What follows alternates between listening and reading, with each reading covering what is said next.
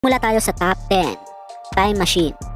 Ito ay isang sikat na linya na nakuha mula sa Dragon Ball anime na ginamit ni Tiff CD sa laban nila ni Sinyo sa Aspakan to. Isa din ang laban nilang ito sa may pinakamahaba at pinakamalakas na rebutals na nangyari sa Flip Top. At dito rin mas lalong sumikat sina Tiff CD at si Sinyo. At pagdating nga ng Aspakan 4 ay muling ginamit ni Sinyo ang linyang Time Machine na may paroding kasama laban kay Saito.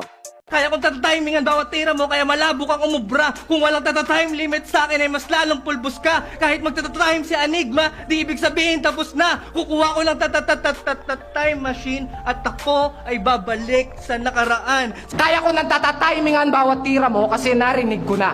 Kahit magtatatime pa si Enigma, pakialam ko sa kanya. Kung gumamit ka pa talaga ng time machine at bumalik sa nakaraan. Top 9, 30 Lines.